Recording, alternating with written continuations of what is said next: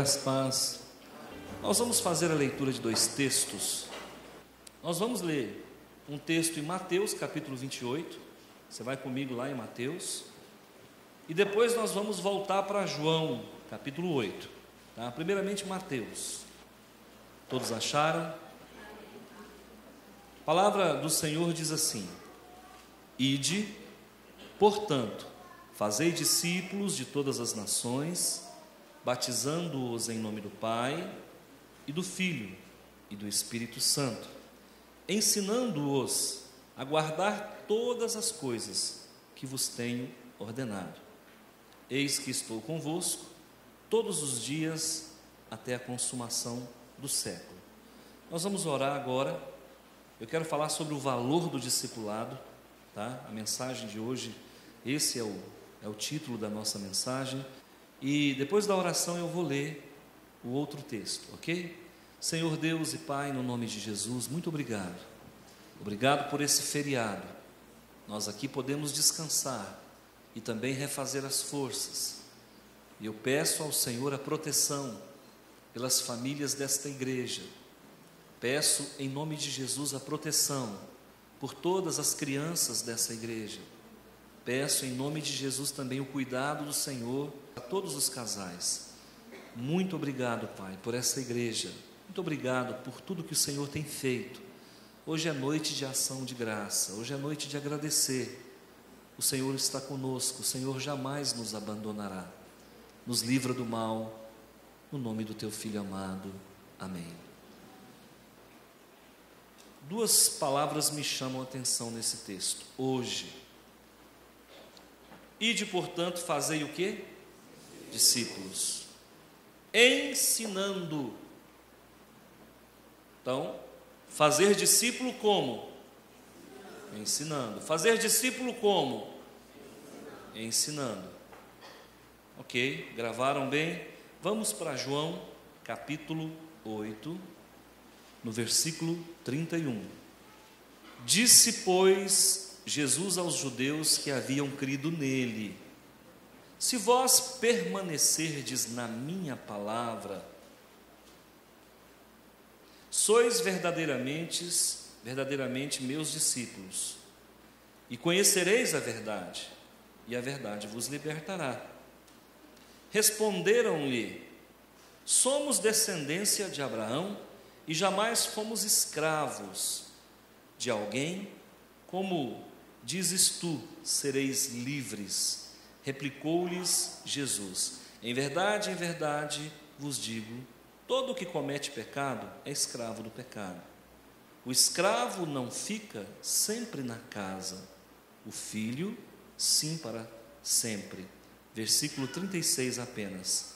Se, pois, o Filho vos libertar, verdadeiramente sereis livres.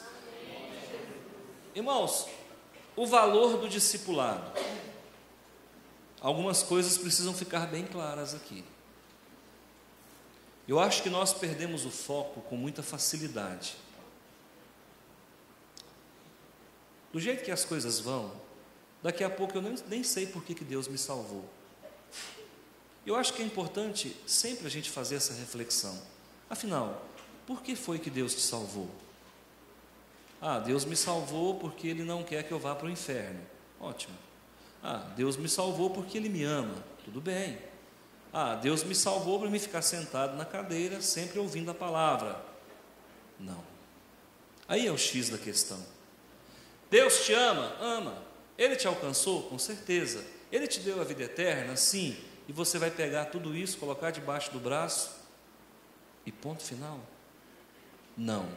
Aí Ele te chama no último instante em que Ele está na terra ainda ressurreto, não subiu aos céus, lá em Mateus capítulo 28, Ele chama os discípulos e diz: olha, toda a autoridade me foi dada.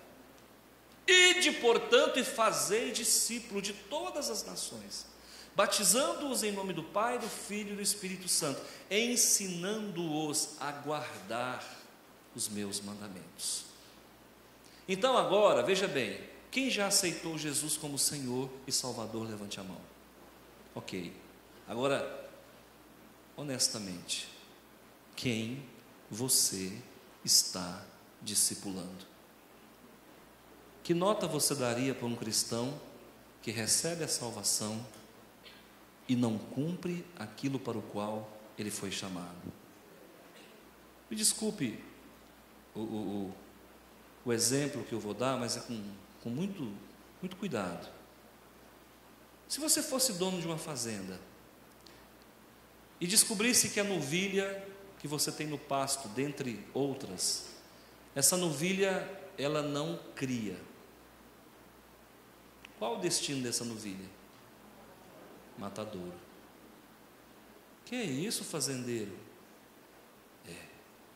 Ela não vai ficar no pasto. Ela vai para a mesa do consumidor. Tudo bem. O que você faria, você que é dono de uma granja, e descobrisse que aquela galinha poedeira, ou pelo menos foi para isso que você a comprou, você descobrisse que ela não põe ovos, para onde ela iria? Com certeza, final de semana você ia degustá-la. Eu não ia. O que Deus faz conosco, irmãos? Poxa, pastor, não precisava ser tão duro. Não falei nada, estou só perguntando. Perguntar não ofende. É ou não é? Nós estamos aqui no plano da conjectura. O que você faria se você fosse Deus comigo, que fui chamado para discipular e, no entanto, não estou discipulando? Não estou procriando, não estou gerando, não estou produzindo cópias idênticas e fiéis a mim ou a Cristo. Você, como Deus, me daria mais quantos anos de vida? Ou você me chamaria para a eternidade? Oh, já que você não está fazendo nada aí mesmo, vem para cá que aqui tem muito serviço. E aí você recebe então uma promoção para subir, ou de repente para descer, eu não sei. Depende de cada um. Como é que você agiria? Eu fico olhando para isso aqui, pensando o que Deus pensa a nosso respeito. Discipular. Por que nós aceitamos Jesus, mas nós não aceitamos o trabalho que Jesus nos oferece?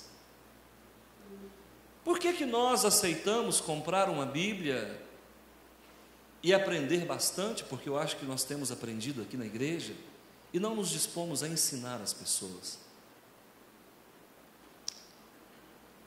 Eu fico pensando quantos cristãos estão nesse exato momento em algum clube da cidade, vestido de máscara, dançando maracatu, frevo, afoxé. Quantos cristãos nesse exato momento estão fazendo aquilo que não deve, e muitas vezes por falta de alguém sentar com ele e dizer: irmão, não faça isso. Isso é pecado, isso é contra a palavra do nosso Deus. Irmão, por favor, não faça isso, isso é a aparência do mal. O grande problema, irmãos, é que nós não transferimos conhecimento. Fica um negócio meio que patenteado, a gente recebe conhecimento, e aí nós não transferimos isso.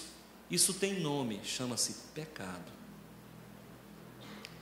O que nós estamos impedindo que as pessoas recebam? Agora eu vou te mostrar em João. Primeiro, você está impedindo que a pessoa se consolide como discípulo de Cristo. Segundo, você está impedindo que a pessoa adquira conhecimento para que seja liberto. O discipulado se presta a pelo menos duas coisas. Primeiro, fazer com que a pessoa permaneça no caminho. Segundo, que ela seja totalmente liberta daquilo que a atrai para o mundo. Muitos fiéis me procuram da igreja: pastor, a minha filhinha, meu filhinho, pode dançar festa junina? Irmãos, tudo me é lícito, mas nem tudo me convém. É claro que não. Pastor, posso arriscar alguns passos ali no frevo da cidade? Claro que não, irmão. Eu ganhei um livro agora, não li ainda, mas vou ler. Esse livro é centenário, é um best-seller, é campeão de venda. Em seus passos, o que faria Jesus? É simples. Jesus vai comigo ou não? Não, Jesus não vai, então não vá.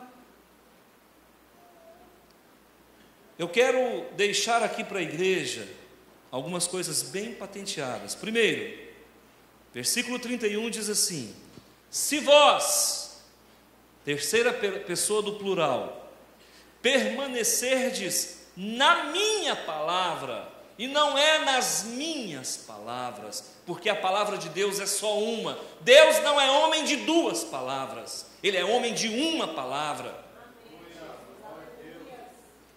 Essa expressão, palavra de Deus, ela é singular, porque a palavra de Deus é única, não existe duas conversas com Deus, é sim e é não, ou você está com Deus ou você não está com Deus. Quem não está comigo, comigo não ajunta, espalha. A Bíblia é muito clara. Então, se vós permanecerdes na minha palavra, e aí não tem consórcio com o mundo, não tem reserva de domínio para o pecado, e aí, queridos irmãos, é tolerância zero, e aí nós vamos ter que agir de forma condigna com a palavra do Senhor. E olha, queridos, uma das maiores aquisições, a maior aquisição da minha vida, com certeza foi ter conhecido Jesus. Eu já falei isso aqui, e eu falava isso essa semana para alguém. Quantas vezes deitei sem saber se no dia seguinte eu estaria com vida. Todas as noites eu achava que eu ia morrer. Faltava o quê? Libertação. Quantas pessoas, irmãos, ainda não foram libertas das músicas do mundo? Isso me dói. Eu não sou melhor do que ninguém. Mas se eu chegar na sua casa e o seu rádio, o seu toca-fitas estiver ligado em uma música que não é de Deus, me ajuda, desliga. Eu vou ficar muito constrangido na sua casa.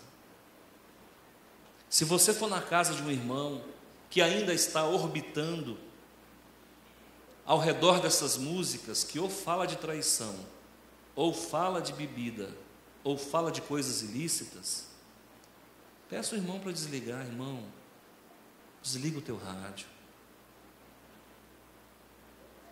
Se você é desses que quando pega o seu carro e vai daqui para Goiânia, para Jataí, para Caçu, para Mineiros, para Quirinópolis, ainda liga o seu rádio no FM, por favor, desligue o seu rádio.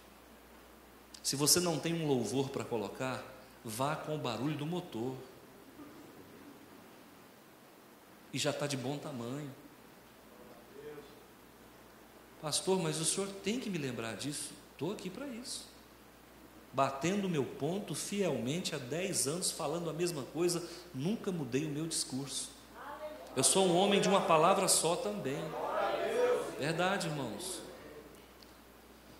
Se permanecer na minha palavra. Qual que é o problema dos dias de hoje? As pessoas não, nem na palavra e nem na mesma igreja. Pastor, então o senhor fala que não deve sair da igreja e as pessoas que vêm para cá então têm que ir embora? Por favor, né, irmão? Eu não estou falando isso. Eu estou falando para você que a gente tem que permanecer. Eu troquei de igreja. Eu estou na minha terceira igreja, mas eu tenho 25 anos de crente. E cada uma que eu saí, entrei na outra, eu melhorei. Eu não piorei. E deixei saudades, deixei amigos. Muitos, aliás, muitos amigos, queridos irmãos. Às vezes Deus mexe com o nosso queijo para nos levar a crescer, irmãos. Agora, o que eu não posso, irmãos, é por qualquer ventinho eu abandono a minha igreja simplesmente porque eu não gostei do tom de azul da gravata do pastor. Mas podia ser um azul celeste. Não, irmãos, por favor, permaneça no seu casamento, isso é palavra de Deus. Permaneça com a mesma esposa, por favor. Pastor, o senhor é contra o divórcio? Não sou eu, é a Bíblia. Então, e se divorciar, vai para o inferno? Não, a salvação não está em permanecer casado, está em Cristo Jesus. A gente entende que há situações muito complicadas para administrar, e às vezes acontece o divórcio, embora Deus odeie o divórcio. Permaneça na mesma igreja, permaneça nos mandamentos do Senhor. Eu estou discipulando você agora, eu estou dentro do assunto. Então, você vai ter que permanecer na palavra, e você só vai ser discípulo de Jesus se você permanecer. Permaneça, irmão, nos ensinamentos do Senhor. E é muito simples servir a Deus. Nós não precisamos, irmãos, entrar em nenhuma castidade. Nós não precisamos ser celibatários.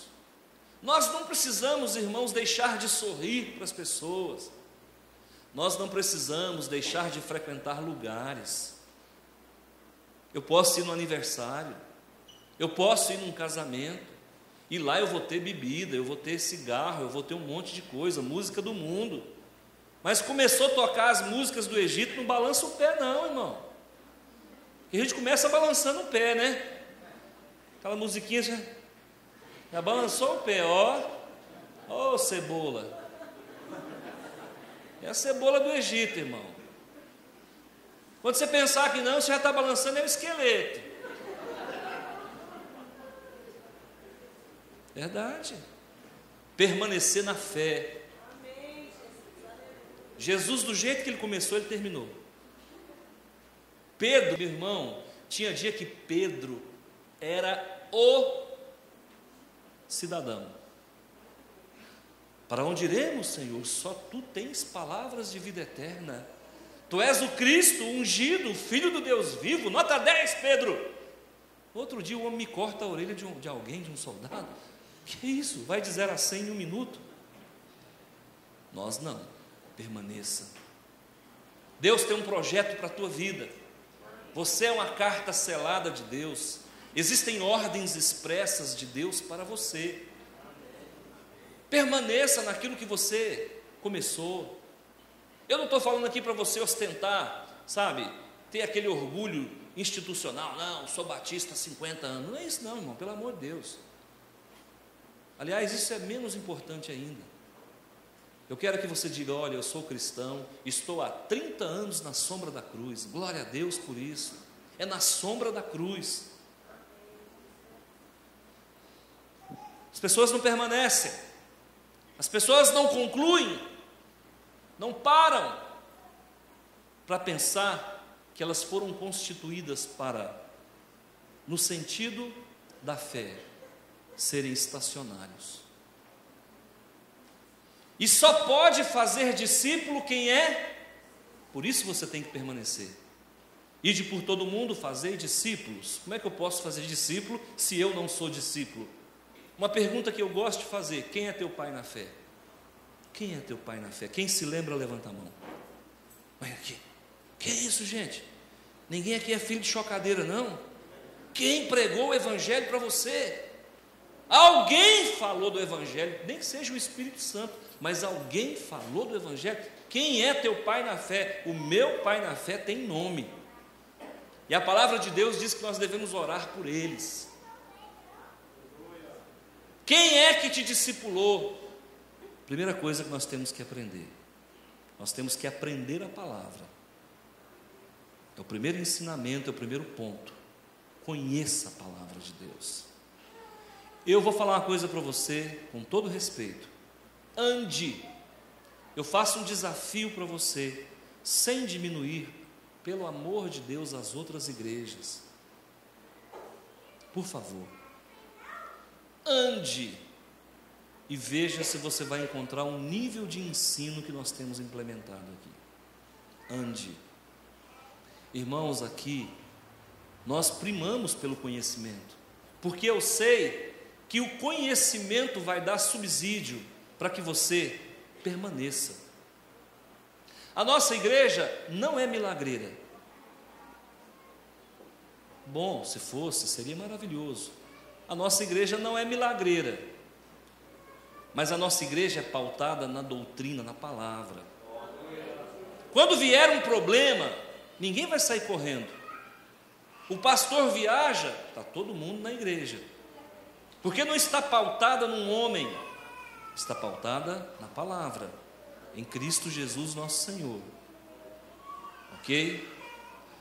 Segundo ensinamento: primeiro, conhecer a verdade, conhecer a palavra. Segundo, permaneça nela, não saia dela. Não leia Paulo Coelho, me ajuda. Por favor, não leia Laí Ribeiro, me ajuda. Por favor, não leia obras kardecianas. Por favor, não ouça horóscopo. O versículo 32 diz o seguinte: e conhecereis a verdade, e a verdade vos libertará. Onde é que as pessoas estão nessa noite de hoje? O mundo está em um lugar nesse exato momento: Marquês, Sapucaí. Preste atenção: Rio de Janeiro, Bahia e Recife são os 3 locais que são cartões postais do carnaval. Carnaval no Brasil é Marquês de Sapucaí, Olinda no Recife e Salvador na Bahia. E lá até tem um cântico na Bahia que eles cantam, que é atrás do trio elétrico só não vai quem já morreu. Engano deles, porque é justamente são os mortos que vão atrás. Que o dia que você me ver correndo atrás de um trio elétrico, pode contratar a Pax, que eu já morri faz tempo. Eu só não fiz foi cair, mas estou mortinho da Silva. Olha, eu fui feliz. Eu já nasci totalmente avesso a carnaval, nunca gostei. E eu me lembro que eu tinha 14 anos de idade, me aventurei num carnaval, num clube, numa tarde. Eu nunca tinha ido. Cheguei nesse local e eu não sabia o que fazer lá dentro. Paguei a entrada e quando eu lá entrei, falei: agora eu vou fazer o que aqui? Todo desconcertado, e eu fiquei olhando que o povo ficava pulando. Falei: então é pular, o negócio é pular. Não, isso aí é fácil. E eu entrei de verdade, irmãos, eu não estou inventando essa história. E eu entrei lá naquele clube e eu comecei a pular. Diante do Senhor eu me senti tão ridículo. Parece que não... Sabe aquela roupa que você põe e não serve? Você fala: está feio. Eu me senti usando a roupa mais horrível do mundo. E a impressão que eu tinha é que as pessoas estavam olhando para mim dizendo: ele não sabe pular. Verdade, irmãos, diante do Senhor, eu estou falando a verdade. Eu dei uma meia dúzia de pulo e encostei na parede. Eu falei: parece que isso não deu certo, deixa eu ver outra coisa que o pessoal está fazendo. Aí eu percebi que o pessoal colocava alguma coisa no lenço e cheirava. Eu falei: eu não tenho lenço. E também não sabia o que eles colocavam, de verdade, eu não sabia ainda. Eu tinha 14 anos de idade. Eu falei: não, então isso não vai dar para fazer, porque eu não tenho lenço e não sei o que está colocando ali. Mas eu vi que não era coisa boa, porque tinha uns que cheirava e caía. Eu falei: não, cair não vai dar certo. Aí eu percebi que dentro do salão do baile tinha um boteco lá, um negócio que vendia bebida. Aí eu lembrei que eu não tinha dinheiro, que eu tinha arrumado dinheiro para pagar a entrada. Eu falei: essa também não vai dar. Quando eu fiz essa análise, eu saí, fui embora. Eu falei: não dá para mim. Nunca mais voltei a um salão de carnaval. Deus é bom para mim, irmãos. Tentei aprender a beber. Foram umas 3 embriagadas e umas 4 vomitadas, e eu nunca mais quis mexer com esse negócio. Falei: não deu certo, não fui feliz. Graças a Deus, irmãos. Agora, me preocupa saber que nesse exato momento, pessoas que confessam a fé de Jesus estejam ligadas a alguma situação dessa.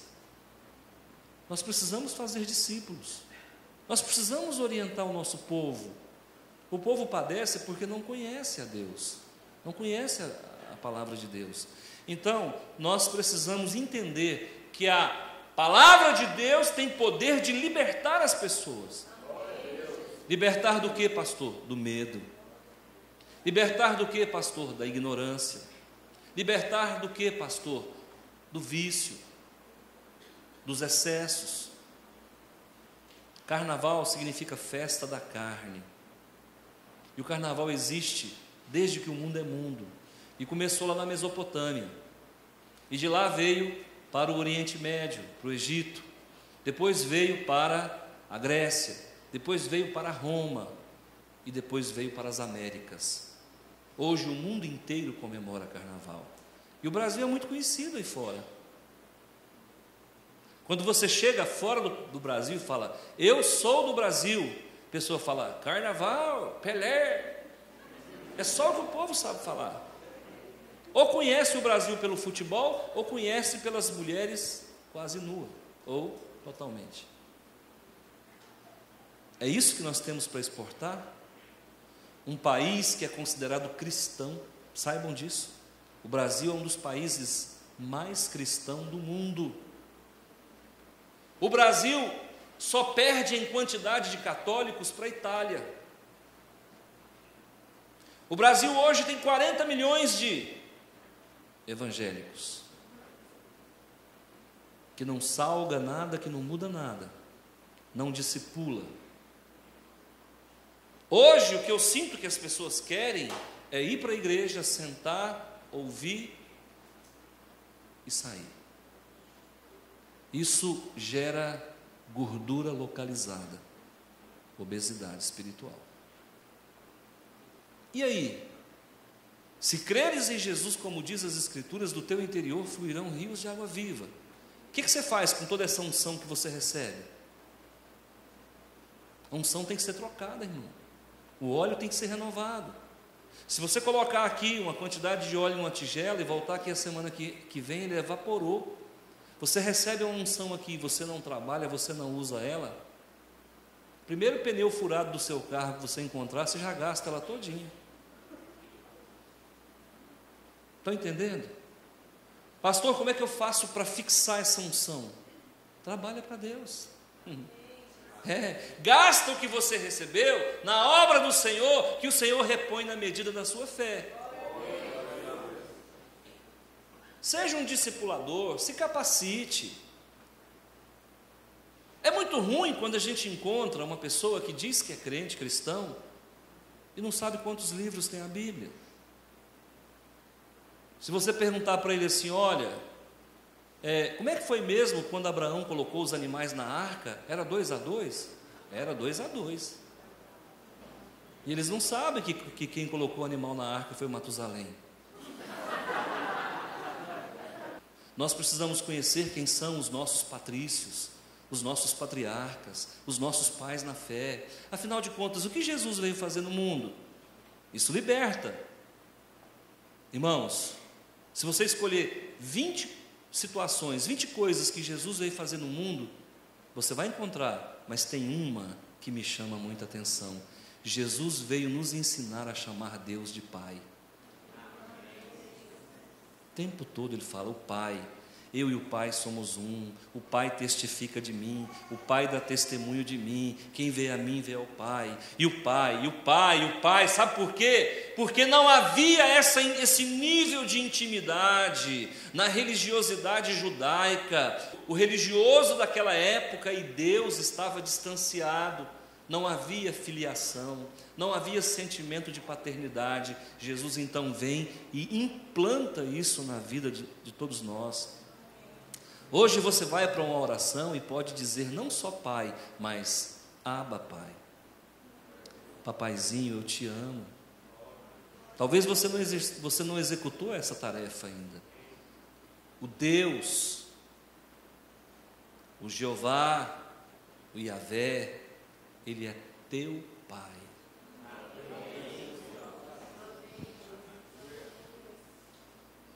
Isso liberta? Liberta.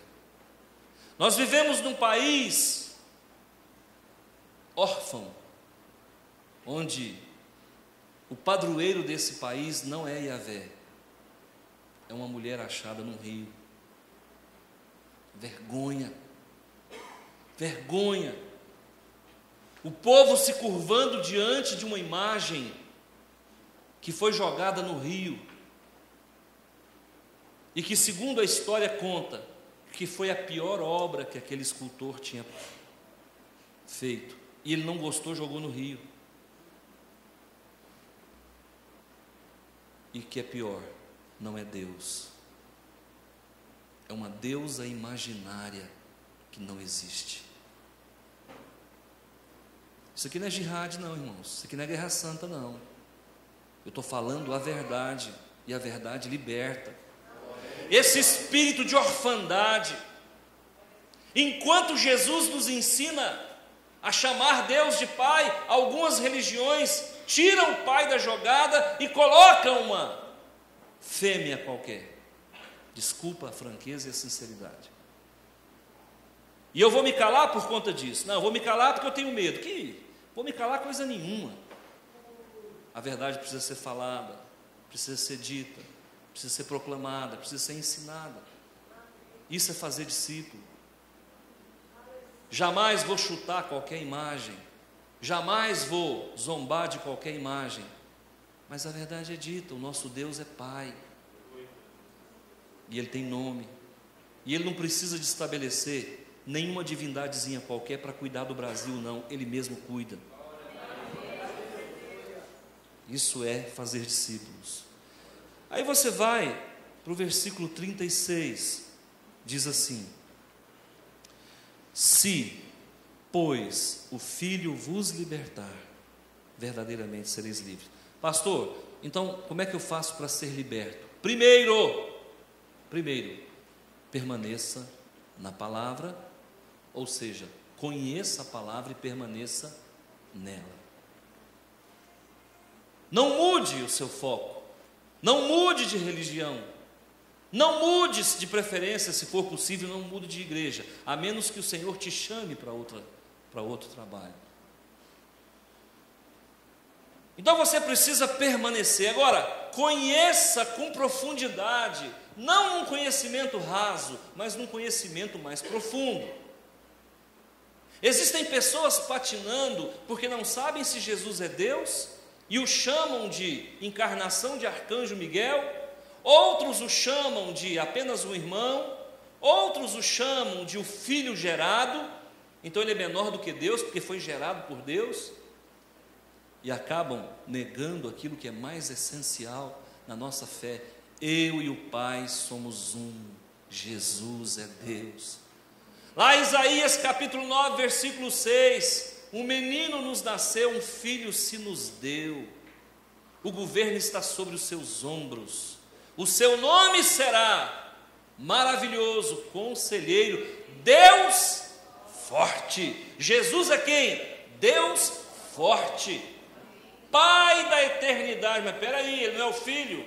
Ele é o Filho ou ele é o Pai? Eu e o Pai somos um.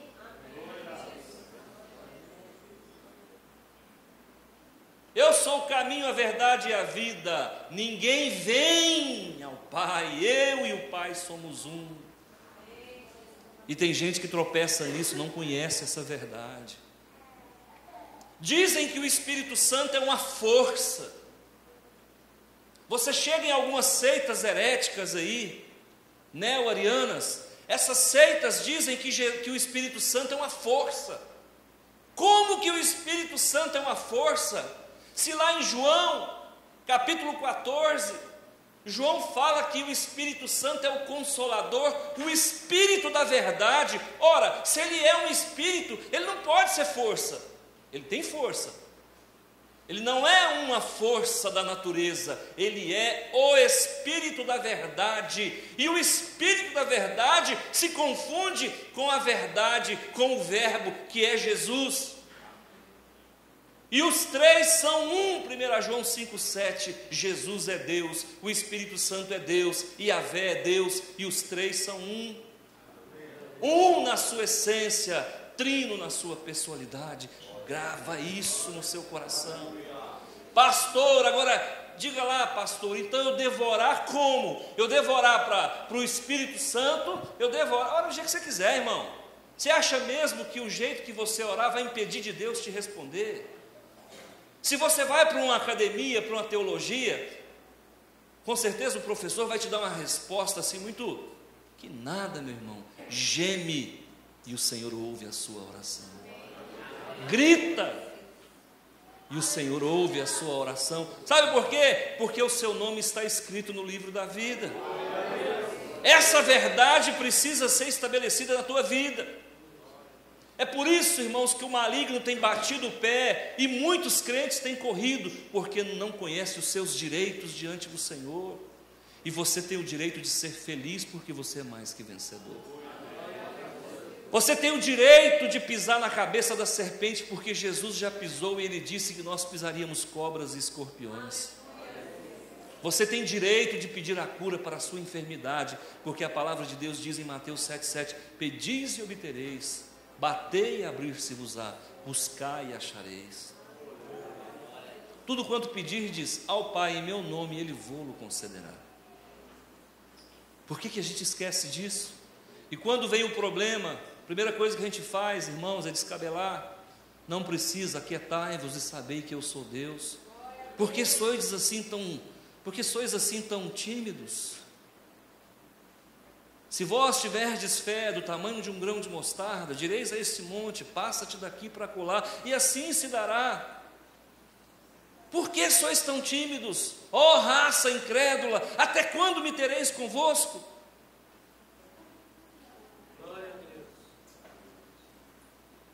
É hora da verdade, irmãos. Nunca foi em toda a história da humanidade a hora da verdade como agora. Está chegando a hora da volta de Jesus. Pastor, como é que o senhor afirma isso com tanta certeza? Deixa eu falar uma coisa para você. Já existe uma comissão para a construção do templo de Israel. Já foi nomeada uma comissão. Escuta, nunca houve tanto desentendimento no planeta como agora. Ninguém se entende mais. Escuta, nunca houve seca no Brasil como está tendo agora. Deus está falando. A palavra de Deus diz que haveria sinais nos céus. Irmãos, nunca houve tantas aparições nos céus como tem acontecido agora. Todos os sinais estão se cumprindo. O planeta está tremendo. Escuta, queridos irmãos, Jesus está voltando e você precisa crer nisso. E eu estou formando um discípulo que crê na volta de Jesus. A Bíblia diz que Jesus voltaria quando ninguém mais falasse da sua volta. E é exatamente isso que está acontecendo. Você ouve qualquer coisa nas igrejas, menos que Jesus está voltando. Mas na igreja de Filadélfia ainda se prega a volta de Jesus. E para nós não vai ser surpresa. Para nós, irmãos, não vai ser nada novo. Saia na janela da tua casa, abre os braços e diga: Maranata, vem Jesus. Por que temer? Por que as pessoas têm medo da volta de Jesus? A Bíblia diz que será como um piscar de olhos, não dói. Piscar de olhos é fração de segundo. Você nem vai ver. Quando você pensar que não, você está vendo a terra de cima para baixo. E quando você pensar que não, você está entrando num portão onde as ruas são de ouro. As pessoas estarão vestidas de branco ali. E naquele lugar eu quero dizer que você vai ficar saradinho, bonitinho, esbeltinho. Porque lá no céu, irmãos, tudo aquilo que não é perfeito cai por terra. Nós teremos o corpo mais sarado do universo. Nós estaremos diante de um Deus sem mancha. Nós não teremos mancha mais. Aquele desejo de fazer algo que não pode nunca mais vai visitar a sua mente. Irmãos, aquele desejo de comer não vai ter mais na sua vida. Aquele desejo de ficar bonito não precisa, porque você vai ser lindo e maravilhoso. Aquela preocupação com o almoço e com a janta, as mulheres podem ficar tranquilas, ninguém cozinha no céu. Lá a roupa não rasga. Queridos irmãos, lá não envelhece, não tem ruga, não existe ruga. é o lugar mais maravilhoso. E sabe quem está lá? Eu vou preparar-vos um lugar, para que onde eu esteja, estejais vós também. O que Jesus está fazendo agora, pastor? Preparando a nossa morada, construindo o nosso local onde nós vamos morar. Pensa num hotel 5 estrelas, pensou? Agora multiplica por 1 milhão. Porque lá onde você mora não serão 5 estrelas, mas serão todas as galáxias contemplando a tua morada. A Bíblia diz que lá não haverá noite, será dia 24 horas. E a Bíblia diz que Deus vai morar conosco, Jesus vai morar conosco. Você vai abrir a porta da sua casa e Jesus está passando no jardim.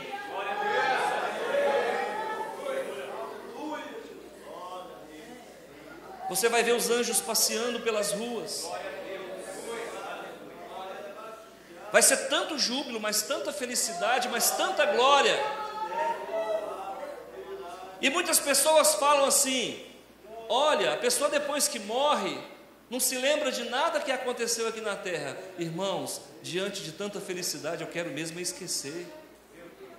Eu quero mesmo esquecer as vergonhas que eu passei, os micos que eu dei, as vezes que eu neguei Jesus, as vezes que eu entendi mal o que o meu irmão me falou. Eu quero esquecer disso, porque lá, irmãos, não tem espaço para sofrimento. E se você lembrar de coisa ruim, você vai sofrer. Lá vai ser motivo de alegria. Lá, irmãos, você vai louvar a Deus de manhã, de tarde, de noite. Lá, irmãos, você vai viajar na velocidade da luz, multiplicado por 1 milhão. Lá, irmãos, você vai estar cuidando dos negócios do Pai. E não se prega mais isso, não se forma mais discípulo, e o povo vai se enganando, tentando construir império na terra, quando Deus quer nos levar para o céu. Está vendo como é mentiroso? As pessoas que estão se divertindo aí fora agora, nos carnavais da vida, queridos irmãos, tenha misericórdia desse povo. Quarta-feira no trabalho, você vai encontrar gente que está só a olheira e só o bafo. Amém?